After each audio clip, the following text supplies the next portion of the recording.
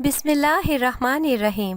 السلام علیکم۔ یہ کہانی میاں بیوی بند کمرے میں لائٹ آف کر کے سنے۔ سبی کا سچا واقعہ۔ مجھے تاریکی میں رہنا پسند تھا اور روشنیوں سے مجھے سخت نفرت تھی۔ میں آج پھر خود کو اس بند اندھیرے کمرے میں پرسکون محسوس کر رہی تھی اور اپنے ماضی کے کچھ میٹھے حسین پلوں کو یاد کر کے مسکرانے کی کوشش کر رہی تھی، مگر میری آنکھوں سے آنسو جاری ہو رہے تھے اور وہ میرے برابر میں بیٹھی میرے آنسوؤں کو صاف کر رہی تھی۔ اس کا ہاتھ جب مجھے اپنے گالوں پر آنسو صاف کرتے محسوس ہوا تو میں ہنس پڑی اور کہنے لگی، حسنا تم پھر آ گئی میرے آنسوؤں کو پوچھنے۔ حسنا میری آنکھوں سے آنسو نہیں آنے دینا چاہتی تھی، جبکہ اس لڑکی سے میرا کوئی سگا یا خون کا رشتہ نہیں تھا، مگر یہ میرے لیے اپنوں سے بھی زیادہ عزیز تھی، اور افسوس جو میرا اپنا تھا وہ میرے لیے کسی غیر سے کم نہ تھا۔ حسنا مجھے اپنے ساتھ اس گھر میں لے آئی تھی جب میں اکیلی تنہا سڑک پر ماری ماری پھر رہی تھی، اور میں نے اپنی جان کو خطرے میں ڈال کر حسنا کی جان بچائی تھی، اور حسنا کا بھی کوئی نہ تھا۔ وہ بھی اس شہر میں بالکل تنہا تھی اور اس کرائے کے گھر میں رہتی تھی۔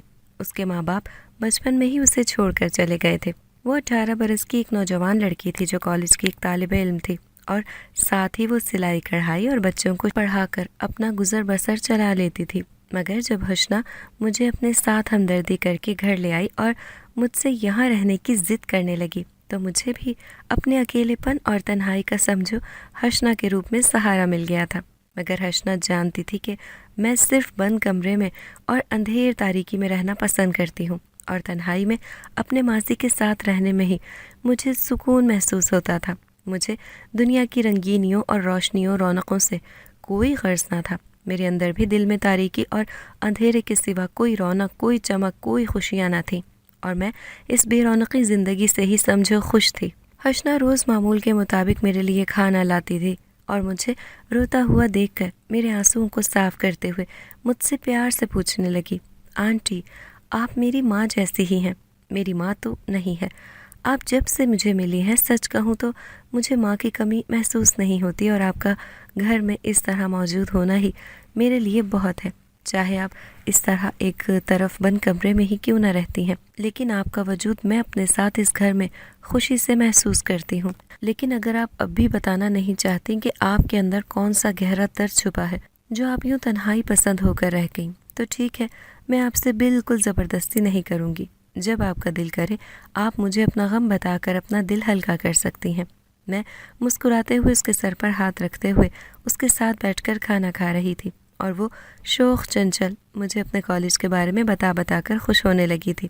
حسنا بھی مجھے اپنی بیٹی جیسی ہی لگتی تھی کہ اگر میری بیٹی ہوتی تو میں بالکل حسنا کی طرح ہونے کی خواہش کرتی۔ میں جن پلوں میں حسنا کے ساتھ ہوتی تھی ان پلوں میں میں اپنے سارے دکھ درد غم سب بھول جاتی تھی، مگر حسنا کے جاتے ہی مجھے ماضی پھر سے یاد آنے لگتا تھا۔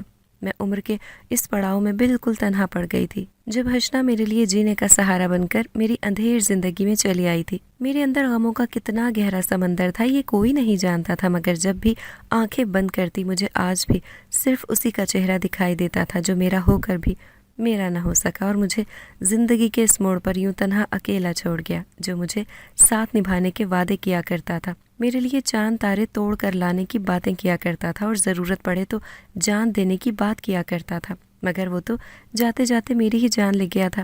یہ کیسا عجیب اتفاق ہو سکتا تھا کہ جب مجھے اس کے ساتھ کی سب سے زیادہ ضرورت پڑی ٹھیک اسی وقت وہ میری زندگی سے چلا گیا اور مجھے زندگی کی راہ میں یوں تنہا کر گیا۔ اس دن سے مجھے یہ دنیا کی تمام جھوٹی باتوں سے، دنیا کی ہر فنا چیز سے نفرت سی ہو گئی تھی، اور حسنا اس عرصے میں میرے لیے بہت ہی اپنی سی ہو گئی تھی۔ کبھی کبھی میں ڈرتی تھی کہ میری بیٹی سامان حسنا کسی مصیبت میں نہ پڑ جائے، کہیں کوئی غم اسے چھو کر بھی نہ گزرے۔ میں ہمیشہ خدا سے یہی دعا کرتی تھی۔ مجھے یاد ہے آج بھی وہ دن جب 2 سال پہلے حسنا 16 برس کی تھی اور روڈ پار کر رہی تھی، اور میں ہسپتال سے بھاگ کر آ رہی تھی اور سڑک پر بے پرواہ ہو کر چل پڑی تھی۔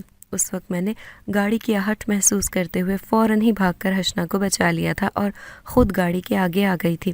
کاش اس حادثے میں میری جان ہی چلی جاتی، کیونکہ اس وقت میرے پاس جینے کا کوئی مقصد بھی باقی نہ رہا تھا۔ اور پھر حسنا مجھے اسپتال لے گئی اور میرا علاج کروا کر مجھے اپنے ساتھ اس گھر میں لے آئی تھی، اور جب میں نے حسنا سے کہا کہ میں اس طرح رہنا پسند کرتی ہوں اور تم وعدہ کرو مجھ سے کبھی میرے ماضی کا وہ راز نہیں پوچھو گی۔ اور اسی شرط پر میں حسنا کے ساتھ اس کی ماں بن کر یہاں رہنے لگی تھی، اور 2 سال کے عرصے میں حسنا اور میں ایک دوسرے کے بہت ہی قریب ہو گئے تھے۔ میں نہیں چاہتی تھی کہ جس طرح ایک دھوکے نے میری زندگی میں چاروں اور اندھیرا ہی اندھیرا کر دیا اور میری زندگی کی خوشیاں، چمک، وہ رونقیں، وہ سب کچھ چھین لیا، کہ اسی طرح حسنا کی زندگی میں کچھ ایسا ہو۔ کیونکہ حسنا اس وقت عمر کے جس پڑاؤ میں تھی، اس وقت اکثر نوجوان بچے کچھ ایسی غلطیاں کر جاتے ہیں جن کا پچھتاوا انہیں بہت دیر سے ہوتا ہے۔ اگلے روز میں سو رہی تھی جب حسنا نے کمرے میں آتے ہی میرے کمرے کی کھڑکی کھول دی تھی۔ میں آنکھوں پر ہاتھ رکھتے ہوئے زور سے چیخ پڑی تھی۔ وہ شاید بھول گئی تھی۔ حسنا نے میری چیخ کی آواز سن کر فوراً ہی کھڑکی جھٹ سے بند کر دی تھی، اور کمرے کی لائٹ تو پہلے ہی بند تھی۔ وہ بڑی مشکل سے اس اندھیرے میں سہارا لے لے کر میرے پاس آ کر بیٹھ گئی تھی اور کہنے لگی، ماں سوری پلیز مجھے معاف کر دیں، میں بھول گئی تھی اور بھولے سے اپنے کمرہ سمجھ کر میں نے کھڑکی کھول دی تھی۔ اچھا کوئی بات نہیں، بتاؤ کیا کہہ رہی تھی؟ حسنا نے ناشتہ سامنے رکھتے ہوئے پیار سے کہا۔ میں تو اپنی ماں کے ساتھ بیٹھ کر ناشتہ کرنے آئی تھی، اور ہاں، آپ کو یہ بتا رہی تھی کہ آج میں کالج سے تھوڑا لیٹ گھر آؤں گی، آپ پریشان نہ ہونا، مجھے تھوڑا ارجنٹ کام ہے۔ حسنا کی بات سن کر میرا دل دھڑکنے لگا تھا۔ میں جانتی تھی کہ حسنا اس وقت جھوٹ کا سہارا لے رہی ہے اور بہانے سے، لیکن یہ ایک بار نہیں، آہستہ آہستہ ہر ہفتے، ہر 2-4 دن بعد اس طرح کا معمول بن چکا تھا۔ جب ارجنٹ کام کا کہہ کر حسنا دیر سے گھر آنے لگی تھی اور میرا دل زور زور سے کانپنے لگا تھا کہ کہیں ایسا تو نہیں جیسا میں سوچ رہی ہوں وہی سچ ہو۔ نہیں، ایسا نہیں ہو سکتا۔ اگر ایسا ہوتا تو حسنا نہیں، وہ ابھی بالکل نہ سمجھے۔ وہ نہیں جانتی کہ زندگی کی تلخ حقیقت کا انسان جب سامنا کرتا ہے تو بہت دیر ہو چکی ہوتی ہے۔ میں خود سے ہی باتیں کر رہی تھی۔ پھر ایک روز حسنا میرے پاس آئی اور میرا ہاتھ پکڑ کر پیار سے کہنے لگی، میں آپ سے کچھ کہنا چاہتی ہوں اور آپ کو کچھ بتانا چاہتی ہوں۔ میں نے کہا ہاں، اور مجھے بھی تم سے کچھ سوالات پوچھنے ہیں، مگر مجھے نہیں معلوم تھا کہ میرے تمام سوالوں کے جوابات مجھے حسنا کی باتوں سے اسی طرح ملیں گے۔ حسنا نے جب احد کے بارے میں مجھے بتایا اور کہا کہ وہ اسے پسند کرتی ہے اور وہ بھی، ہم دونوں جلد شادی ہی کرنا چاہتے ہیں، مگر میرا دل دنگ رہ گیا تھا۔ میرے اوپر تو آسمان ہی ٹوٹ پڑا تھا۔ میرا شک یقین میں بدل گیا تھا کہ میں جو کچھ سوچ رہی تھی وہی سچ تھا، مگر حسنا کو میں کیسے سمجھاتی؟ یہ بات اچھی تھی کہ اس سے مجھے اپنا سمجھ کر وقت رہتے سب سچ بتا دیا تھا، مگر میں اب کیسے روکتی اور کیا کہتی، کیا سمجھاتی؟ وہ اس بات کو لے کر مجھ سے ہزاروں سوالات کرتی، اور تب میں کیا کرتی، کیا اسے بتا پاتی کہ میں اسے کیوں روک رہی ہوں، کیوں اسے آگے اس راہ پر جانے سے روک رہی ہوں؟ کیونکہ حسنا بھی ایک پیر سے معذور تھی۔ وہ بھی ایک ایسی لڑکی تھی جو دنیا کی نظروں میں ایک بہت بڑی خامی کا شکار تھی۔ اور پھر وہ احد، وہ بھلا کیا دنیا سے مختلف ہو سکتا ہے؟ وہ بھی تو ایک جیتا جاگتا مرد تھا، اور مرد ذات پر بھروسہ میں ہرگز نہیں کر سکتی تھی۔ حسنا احد کو مجھ سے ملوانا چاہتی تھی، اور وہ بھی حسنا کی ماں کی حیثیت سے مجھ سے مل کر اس کا رشتہ مانگنا چاہتا تھا، مگر یہ سب کیسے ممکن تھا؟ فی الوقت تو میں نے اس کی ہاں میں ہاں ملا دی تھی، کیونکہ اس کے چہرے کی خوشی کے تاثرات مجھے صاف محسوس ہو رہے تھے، اور حسنا بھی بہت خوش ہونے لگی تھی۔ احد کو مجھ سے ملوانے کے لیے اگلے روز جب احد میرے پاس آیا اور ڈرنے سہمنے لگا کہ اس طرح تمہاری ماں کیوں اندھیرے میں بند کمرے میں رہتی ہے، آخر کیوں؟ وہ دنیا کی اور عورتوں کی طرح نہیں ہے، اور ایسا بھی کیا راز ہے ان کے ماضی کی اس تاریکی کے پیچھے؟ مگر وہ حسنا سے یہ سوالات کر رہا تھا، مگر حسنا بالکل خاموش تھی، کیونکہ وہ نہیں جانتا تھا کہ حسنا خود بھی بالکل اس بات سے بے خبر تھی۔ حسنا نے میرے بارے میں احد کو سب کچھ بتایا ہوا تھا کہ کیسے حسنا کو میں ملی تھی اور وہ مجھے گھر لے آئی تھی، مگر اس راز سے پردہ اٹھنا ابھی باقی تھا۔ احد سے مل کر مجھے بھی بہت خوشی ہوئی تھی، اور وہ عادت اخلاق کا بہت ہی اچھا معلوم ہو رہا تھا، مگر پھر بھی احد کو لے کر میرے دل میں ایک ڈر بیٹھا ہوا تھا۔ نہ جانے کیوں میرا دل کہیں نہ کہیں اپنے ماضی کو حسنا کے مستقبل سے جوڑ رہا تھا، اور میرے دل میں احد سے ملنے کے بعد احمد کی یادیں پھر سے تازہ ہو گئی تھیں۔ ایک روز پھر سے حسنا میرے پاس آئی اور کہنے لگی، آپ بتائیں احد کو میں کچھ کہوں، وہ میرا رشتہ لے کر آپ کے پاس آ جائے؟ پہلے تو میں اس پر ناراض ہونے لگی کہ تم اچھی طرح جانتی ہو میں کمرے سے اس اندھیرے سے نکلنا نہیں چاہتی، مگر پھر بھی تم زبردستی کر رہی ہو، اور ساتھ ہی سچ کہوں تو میں نہیں چاہتی کہ تم احد سے شادی کرو، یعنی اگر تم مجھے اپنی ماں سمجھتی ہو تو سمجھ لو میں پسند کی شادی کے سخت خلاف ہوں۔ اب اسے چاہے تم میرا آخری فیصلہ سمجھو یا کچھ بھی۔ میری باتیں سن کر حسنا حیرت زدہ ہونے لگی اور کہنے لگی، بھلا ایسا کیوں کر رہی ہیں آپ میرے ساتھ؟ میں نے کہا، میں نہیں چاہتی جو کچھ میرے ساتھ ہوا وہی تمہارے ساتھ بھی ہو۔ وہ آنکھیں پھاڑ کر مجھے دیکھتے ہوئے حیرت سے کہنے لگی، تو آپ بتا کیوں نہیں دیتی کہ ایسا بھی کیا ہوا تھا آپ کے ساتھ، اور کیوں آپ میری اور احد کی شادی کے خلاف ہو گئیں؟ اور رہی بات میری، تو وجہ یہ ہے کہ میں چیخ پڑی کہ ہاں، وجہ یہ ہے کہ دنیا کی نظروں میں تم میں ایک بہت بڑی خامی ہے، تم ایک پیر سے معذور ہو۔ حسنہ کی آنکھوں میں آنسو آنے لگے تھے، وہ چپ خاموش سی ہو گئی تھی اور کچھ دیر بعد کہنے لگی، مگر آپ؟ وہ مجھے حیرت سے دیکھنے لگی تھی کہ چلو مانا مجھ میں تو ایک خامی ہے کہ میں ایک معذور ہوں، اور آپ کس خامی کا شکار تھیں؟ جہاں تک میں آپ کو جانتی ہوں آپ میں تو کوئی کمی نہیں ہے، اور جوانی میں میری عمر میں آپ بھی بہت خوبصورت اور حسین دکھتی ہوں گی، اور ساتھ ہی کیا پتہ آپ کو بھی کبھی نہ کبھی کسی سے محبت ہوئی ہی ہوگی۔ میں دبے لفظوں میں مسکراتے ہوئے بولی، ہاں ہوئی تو تھی، مگر پھر کچھ ایسا ہوا میری زندگی اندھیروں میں گم ہو گئی اور میں قسمت سے ہار گئی۔ حسنہ میرا ہاتھ پکڑ کر میرے پہلو میں بیٹھ گئی اور مجھ سے روتے روتے ضد کرنے لگی، میری آنکھوں سے نکلنے والے آنسوؤں کو صاف کرتے ہوئے کہنے لگی، مجھے نہیں پسند، آپ تو جانتی ہی ہیں مجھے آپ کا یہ رونا بالکل ناگوار گزرتا ہے، اور آج میں آپ کی ایک نہیں سنوں گی، آج آپ کو اپنے ماضی کے راز سے پردہ اٹھانا ہی ہوگا۔ میں اس کا ہاتھ پکڑ کر بیٹھی رہی اور اسے اپنے ماضی سے روشناس کروانے لگی تھی۔ میں نے کہا، اس وقت میں بھی ایک نوجوان کم عمر تمہاری طرح لڑکی تھی اور کالج کی ہی طالب علم تھی، اور پھر ایک دن میں کالج کی لائبریری سے نکلنے لگی تھی کہ میری ٹکر ایک نوجوان سے ہو گئی تھی جس کا نام احمد تھا۔ وہ مجھے سوری کہنے لگا اور پہلی ہی نظر میں شاید میں اسے پسند آ گئی تھی۔ پھر اکثر وہ مجھ سے ملتا، اور کینٹین میں تو کبھی لائبریری میں تو کبھی کہیں، اور اس طرح وہ میرا بہت ہی اچھا دوست بن گیا تھا۔ وہ اکثر مجھ سے باتیں کرتا اور کہتا، حیرت ہے، میں تو خود کو ہی انوکھا سمجھتا تھا، مگر یہاں مجھ سے ایسا اور بھی کوئی ہے، میں نہیں جانتا تھا۔ میں حیرانگی سے اس کی طرف دیکھتے ہوئے کہنے لگی، کیا مطلب آپ کا؟ وہ کہنے لگا، آپ تو اس کالج میں نارمل لوگوں کی طرح ہیں، اور لگتا ہی نہیں آپ میں بھی کوئی۔ میں مسکراتے ہوئے فوراً بول پڑی، آپ کو کوئی اعتراض ہے میری دوستی پر کہ میں ایک؟ وہ فوراً ہی بول پڑا، نہیں، ہرگز نہیں، اور ایسا آج تو کہہ بھی دیا، آئندہ نہ کہنا۔ اور اس طرح ہماری دوستی بڑھتی گئی اور بات پسند تک جا پہنچی۔ میں دل ہی دل میں احمد کو پسند کرنے لگی تھی، اس کی آہٹ سے میں چونک پڑتی تھی اور سمجھ جاتی تھی کہ یہ اور کوئی نہیں، میرا ہی احمد ہے، اور اس طرح کب ہماری دوستی ایک گہری محبت بن گئی ہم دونوں کو پتہ ہی نہ چلا۔ بس ایک بات تھی جو مجھے ڈرانے لگی تھی کہ نہ جانے اس کے گھر والے مجھے پسند کریں گے بھی یا نہیں، وہ مجھے احمد کے قابل سمجھیں گے بھی یا نہیں، کیونکہ وہ ایک نوجوان اچھا خوبصورت لڑکا، میرا دل کہتا تھا، اور میں ایک پر جب احمد نے اپنی سچی محبت کا منہ بولتا ثبوت دیا اور اپنے گھر والوں کو راضی کر لیا اور مجھے رشتے کے لیے کہنے آیا، مگر میں تو ایک یتیم بے سہارا لڑکی تھی اور کالج کے ہاسٹل میں ہی رہتی تھی، مگر اس کے گھر والوں کو اس شادی سے کوئی اعتراض نہیں تھا، اور وہ کہتا تھا، میں شادی کے بعد تمہارا پورا ساتھ دوں گا، جو کہو گی جان ہتھیلی پر رکھ کر بھی اسے پورا کروں گا۔ میں ہر بار کہتی، ٹھیک ہے، میری یہ خواہش ہے جو میں تمہیں شادی کے بعد بتاؤں گی، اگر تم نے اسے پورا کر دیا تو میں سمجھوں گی کہ میں تمہارے لیے بہت ہی عزیز ہوں۔ وہ ہمیشہ کہتا، ہائے کہہ کر دیکھ لینا، میڈم کے لیے ہم جان بھی دے دیں گے۔ مگر میں جس کالج میں پڑھتی تھی وہاں سب ہی بہت مختلف اور نارمل لوگ تھے، مگر میں ان کے کالج میں ان کے ساتھ نارمل لوگوں کی طرح پڑھ رہی تھی۔ اس بات سے سبھی حیرت زدہ ہو جاتے تھے، جب کوئی بھی مجھ سے ملتا وہ نہیں جان پاتا تھا کہ میں ایک، مگر سچائی کے باوجود بھی احمد مجھ سے شادی کے لیے تیار تھا، اور ساتھ ہی ہم دونوں نے فیصلہ کر لیا تھا کہ ہم اپنی شادی کی بات کالج میں ہرگز کسی کو نہیں بتائیں گے اور پڑھائی ختم ہوتے ہی شادی کر لیں گے، اور ہم دونوں نے ٹھیک ایسا ہی کیا۔ جب کالج ختم ہوا اسی سال کے آخر میں نے اور احمد نے کورٹ میرج کر لی تھی، مگر مجھے شروع سے ہی احمد کی ایک بات پر شک تھا، جب اس کے گھر والوں کو مجھ سے کوئی اعتراض نہیں تھا، پھر کیوں شادی کے بعد احمد نے مجھے ایک علیحدہ گھر میں رکھا تھا، اور شادی کے دن سے ہی کچھ مہینوں تک احمد کے گھر سے نہ تو کوئی مجھ سے ملنے آیا تھا اور نہ ہی احمد کسی سے رابطے میں تھا۔ میں اکثر احمد سے اس کے گھر والوں کا پوچھتی تو وہ مجھے کچھ نہ بتاتا تھا، اور ہمیشہ میری بات کاٹ کر دوسری بات چیت کرنا شروع کر دیا کرتا تھا۔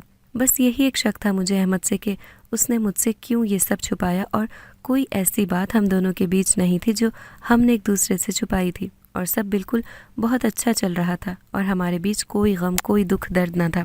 احمد سے شادی کے بعد مجھے کبھی اس بات کا احساس بھی نہ ہوتا تھا کہ میں کبھی اکیلی تنہا یتیم بے سہارا تھی۔ میں نے ایک روز احمد سے کہا، یاد ہے تمہیں میں نے تم سے اپنی ایک خواہش کا ذکر کیا تھا۔ وہ کہنے لگا ہاں ہاں بولو، ویسے تم سے پہلے میں تمہیں کچھ بتانا چاہتا ہوں، بلکہ دکھانا چاہتا ہوں، کسی سے ملوانا چاہتا ہوں۔ احمد مجھے گاڑی میں بٹھا کر ایک بہت بڑے ہسپتال میں لے آیا تھا اور وہاں ایک بہت ہی بڑے اسپیشلسٹ ڈاکٹر سے میرا معائنہ کروایا اور کہا بس تم یہی چاہتی تھی نا، تمہاری یہی خواہش تھی نا، ایک نہ ایک دن تم بھی۔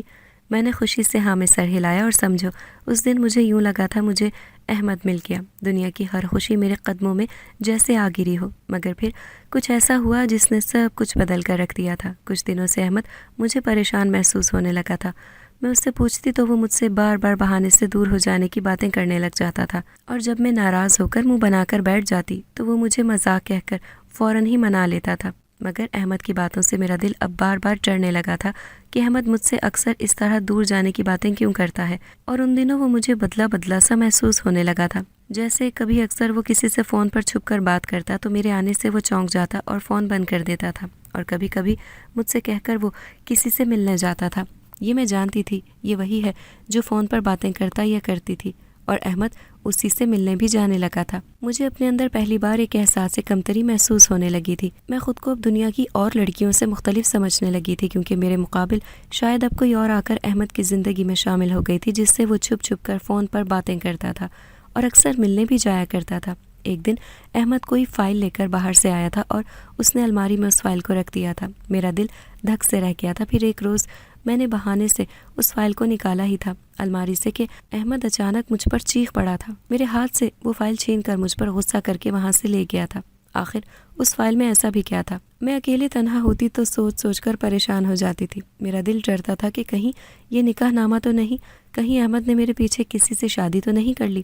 ایسے خیالات اس دن میرے دل اور دماغ میں آنے لگے تھے۔ جس روز میں نے احمد کا فون بج رہا تھا اور اس کی غیر موجودگی میں فون اٹھایا تو وہ کوئی لڑکی تھی۔ اس کی ہیلو ہیلو کی آواز سن کر ہی میری روح کانپ گئی تھی۔ میری ہمت ہی نہ ہوئی کہ میں اس لڑکی سے بات کر لیتی۔ میں نے جھٹ سے خود ہی فون بند کر کے رونے لگی تھی، اور اس وقت میرے دل میں ہزاروں سوالات نے جگہ لے لی تھی، اور جب کبھی میں احمد سے اس بارے میں غصے سے پوچھتی تو وہ مجھے صرف اتنا کہتا تھا کہ وقت آنے پر سب بتا دوں گا۔ مگر مجھے نہیں معلوم تھا وہ وقت جب آئے گا تو کیسی قیامت بن کر مجھ پر ٹوٹ پڑے گا، اور پھر ایک وقت ایسا آیا کہ میں واقعی اکیلی تنہا رہ گئی۔ اس نے میری دلی خواہش تو پوری کر دی تھی، مگر خود مجھے ہمیشہ کے لیے چھوڑ گیا تھا۔ مجھے وہ ایک روز خوشی خوشی ہسپتال لے گیا تھا۔ ان دنوں میں امید سے بھی تھی، اور میں نے ایک دن احمد سے کہا کہ احمد، میں اپنی گود سے یہ بچہ کسی بے اولاد جوڑے کی گود میں ڈال دینا چاہتی ہوں، اور تم جانتے ہو میں یہ کیوں کہہ رہی ہوں؟ حیرت سے میں دنگ رہ گئی تھی کہ احمد کو میری بات پر کوئی اختلاف نہیں تھا، اور اس بچے کو کسی کو گود دینے کے لیے خوشی سے حامی بھر لی، جبکہ میرا دل خون کے آنسو رونے لگا تھا، کیونکہ میں تو بچہ گود دینے کی بات صرف احمد کی بے وفائی کو جاننے کے لیے ہی کہی تھی، اور اس کی بے وفائی نے تو سر چڑھ کر اس بات کے لیے ہاں کر کے منہ بولتا ثبوت دے دیا تھا۔ میں نے بھی اس غرض سے واقعی بچے کو گود دے دیا تھا کہ جب احمد ہی نہ ہوگا تو میں اکیلے تنہا اس بچے کی زندگی کو کیسے خوشگوار بنا سکوں گی۔ بچی پیدا ہوتے ہی میں نے اسے پل بھر کے لیے گود میں لے کر ماں بننے کا احساس بھی محسوس نہیں کیا تھا۔ جب بچی پیدا ہوئی میں اس وقت بے ہوش تھی، اور جب ہوش آیا تو اس پتھر دل احمد نے میرے پیروں تلے زمین ہی نکال دی تھی کہ اس نے وہ بچی پہلے ہی کسی کو گود دے دی تھی، اور میں یہ درد اپنے اندر لیے چپ خاموش ہو گئی تھی کہ میرا کوئی حق نہیں بنتا تھا کہ میں احمد سے بچی کو لے کر کوئی بھی سوال کروں، کیونکہ میں نے ہی تو اسے بچی کو گود دینے کی بات کی تھی، اور اس طرح احمد اور میرے بیچ اختلافات بڑھنے لگے تھے، اور ساتھ رہ کر بھی اب ہمارے بیچ دوریاں آ چکی تھیں۔ پھر ایک روز کچھ ایسا ہوا کہ احمد نے میرا ہاتھ پکڑا اور خوشی سے مجھے ہسپتال لے گیا تھا، اور کہنے لگا آج وہ دن آ گیا جب میں اپنی زبان پوری کروں گا، اپنا وعدہ پورا کروں گا، اور تمہیں میں آج زندگی کی وہ خوشی دینے جا رہا ہوں جس کی خواہش تم نے مجھ سے کی تھی۔ مجھے آپریشن تھیٹر میں لے جایا گیا تھا، اور کچھ دیر بعد میرا آپریشن شروع ہو چکا تھا، اور 1 مہینہ پورا میں اسی ہسپتال میں داخل رہی، مگر ہر پل ہر لمحہ میں احمد کے واپس آنے کی راہ تکتی رہتی تھی۔ میرے ٹھیک ہونے میں 1 مہینہ تھا جب دنیا کی روشنیاں میرے سامنے آنے والی تھی، مگر جب میں نے پہلی بار اپنی آنکھوں سے وہ خط دیکھا جس پر احمد نے مجھ سے صاف کہہ دیا تھا کہ وہ مجھے ہمیشہ کے لیے چھوڑ کر جا رہا ہے، اس خواہش کے بدلے جو اس نے مجھ سے کی تھی، اور اس دن میں ہسپتال سے بھاگ نکلی تھی اور تمہاری جان بچاتے ہوئے خود گاڑی کے آگے آ گئی تھی، کیونکہ میں جینا نہیں چاہتی تھی۔ حشنا کہنے لگی مگر ماں آپ میں ایسی کیا خامی تھی اور آپ کی وہ ایسی کیا خواہش تھی؟ میں حسنا کے گلے لگ کر رو رہی تھی اور دروازے پر کھڑے احد نے ہماری تمام باتیں سن لی تھیں اور کہنے لگا، میرے پاس حسنا تمہارے سارے سوالوں کا جواب ہے اور آنٹی کی تاریک بھری زندگی کی چمک پھر سے لوٹانے کا ایک راستہ۔ احد حسنا کا ہاتھ پکڑ کر نہ جانے کہاں لے جا رہا تھا اور میں دھک سے رہ گئی تھی، نہ جانے اب کون سا نیا طوفان میری زندگی میں آنے کو تھا۔ اس بات کو 3 دن گزر گئے تھے مگر اب تک نہ تو حسنا میرے پاس لوٹ کر آئی تھی اور نہ ہی احد۔ میرا دل ڈرنے اور خوف کھانے لگا تھا کہ کہیں احد نے حسنا سے بھاگ کر شادی تو نہیں کر لی تھی، یا پھر کہیں احد نے اس کے ساتھ کچھ غلط تو نہیں۔ سوچ سوچ کر میرا دل بیٹھا جا رہا تھا، مجھے اندر سے بے چینی ہونے لگی تھی۔ میرے اس تاریک ماضی کا سامنا اس طرح حسنا اور احد کے مستقبل پر پڑے گا، میں سوچ بھی نہیں سکتی تھی۔ پھر میری زندگی نے ایک نیا موڑ لیا اور اچانک احد اور حسنا واپس لوٹ کر آ گئے تھے اور مجھے جب ان کے آنے کی آہٹ ہوئی تو میں نے چیخنا چلانا شروع کر دیا تھا، بند کرو لائٹ، بند کرو، میں اس روشنی میں ہرگز نہیں رہنا چاہتی، مجھے نفرت ہے اس دنیا کی چمک سے۔ بس کریں آنٹی، بس کریں، آپ کب تک اس طرح یوں اپنے ماضی سے بھاگیں گی؟ اب وقت آ گیا ہے سارے راز سے پردہ اٹھانے کا۔ ایک بار اس روشنی میں آنکھیں کھول کر تو دیکھیں، آپ کی خوشیوں بھری زندگی کی چمک پھر سے لوٹ آئی ہے۔ یہ سنتے ہی جب میں نے اپنی آنکھیں کھولی اور پہلی بار اپنی آنکھوں سے سامنے کھڑے اس شخص کو دیکھا تو میری جان ہی نکل گئی تھی۔ وہ سامنے کھڑا شخص اور کوئی نہیں، میرا احمد تھا۔ اسے سالوں بعد دیکھ کر میں چونک پڑی تھی۔ میری خوشی کی انتہا نہ رہی مگر جب اس کی آنکھوں پر لگا وہ کالا چشمہ دیکھا تو میری روح لرز گئی تھی کہ وہ ایک نابینا، مگر کیسے؟ کیونکہ احد اور حسنا کہنے لگے، ہم جب ان سے پہلی بار ملے تھے تب انہوں نے ہمیں اپنی کہانی بتائی تھی، اور جب آج ہم نے آپ سے آپ کی کہانی سنی تو ہم سمجھ گئے تھے کہ یہ سالوں سے بچھڑے ہوئے لوگوں کے ملنے کا وقت آ گیا ہے اور اندھیروں میں بھری رات کو صبح کی سورج کی کرنوں سے روشن کرنا ہے۔ اور احد کہنے لگا، آنٹی مگر وہ راز اب بھی ادھورا ہے، وہ خواہش آپ کی جو آپ نے احمد انکل سے کی تھی، اور جس طرح آپ نے اپنی کہانی پیش کی ٹھیک اسی طرح اس راز کو راز رکھتے ہوئے احمد انکل نے بھی وہی کہانی پیش کی تھی۔ میں نے کہا، میں ایک نابینا تھی اور میری خواہش تھی کہ اپنی آنکھوں سے اس دنیا کی رنگینیوں کو دیکھ سکوں، اور جب میری خواہش پوری ہوئی تو میں سمجھ گئی تھی کہ احمد نے کیا کیا تھا۔ میری آنکھوں کا آپریشن کے وقت اس نے مجھے اپنی آنکھیں دے دی تھی، مگر وہ مجھے چھوڑ کر کیوں چلا گیا تھا؟ میں نے احمد سے ہزاروں سوالات کر ڈالے تھے۔ وہ کہنے لگا، نابینا تو میں بھی تھا مگر تمہیں کھونے کے ڈر سے کبھی نہیں بتایا کہ میں بھی ایک نابینا ہوں، اور ساتھ میں جب میں نے تمہاری خواہش سنی تو میں نے تمہارے ساتھ اپنا بھی معائنہ کروایا تھا، اور ڈاکٹر کا کہنا تھا میری آنکھوں کی روشنی واپس آ سکتی ہے کیونکہ میری روشنی ایک حادثے میں گئی تھی، مگر تم پیدائش سے ہی نابینا تھی، تمہارا علاج ناممکن تھا، اس لیے میں نے اپنی آنکھیں تمہیں دینے کا فیصلہ کیا اور تمہارے ساتھ اس طرح برتاؤ کیا کہ تمہیں مجھ پر شک ہونے لگا تھا، اور خاص کر جب میں نے دیکھا میں ڈاکٹر سے چھپ کر باتیں کرتا تھا۔ وہ کوئی لڑکی نہیں، وہی ڈاکٹر تھی جس سے میں نے تمہارے علاج کی بات کی تھی۔ وہ الماری میں رکھی فائل بھی میرے اور تمہارے ہسپتال کے سارے ریکارڈ تھے، اور اسی بیچ تمہارے دل میں مجھے لے کر شک پیدا ہونے لگا تھا، اور میں نے اپنے گھر والوں سے دور تمہیں علیحدہ رکھا تھا کیونکہ وہ کبھی اس رشتے کے لیے مانے ہی نہ تھے۔ ان کی نظر میں لڑکا لڑکی دونوں ہی نابینا ہو، ایسے زندگی گزارنا آسان نہ تھا۔ میں نے ان سے چھپ کر تم سے شادی کی تھی اور تمہارے دل میں جان کر شک پیدا کیا۔ میں ڈرتا تھا میرے نابینا ہونے کی وجہ سے اگر تم مجھے چھوڑ گئیں تو میں جی نہیں پاتا، اس لیے میں نے پہلے ہی یہ بات ظاہر نہ ہونے دی تھی کہ میں بھی ایک نابینا تھا، اور تم مجھے نارمل لڑکا سمجھتی رہی اور کبھی تمہیں شک نہ ہوا۔ اور قسمت سے نابینا پن کی وجہ سے ہم دونوں ہی بچپن سے بالکل ٹرین تھے۔ بظاہر کوئی ہمیں دیکھ کر یہ نہیں کہہ سکتا تھا کہ ہم نابینا ہیں، اور میں نے اپنی آنکھیں تمہیں دے کر تمہاری خوشیوں کو لوٹا کر تم سے بہت دور چلا گیا تھا، اور میں رونے لگی کہ تم نہیں جانتے میری آنکھوں کی روشنی ضرور لوٹ آئی تھی، مگر میں نے اس میں جینے کی تمہارے بغیر کبھی کوشش تک نہ کی، اور سالوں سے اسی طرح اندھیرے میں گزار دیے اور خود کو دنیا سے چھپا کر رکھتی رہی۔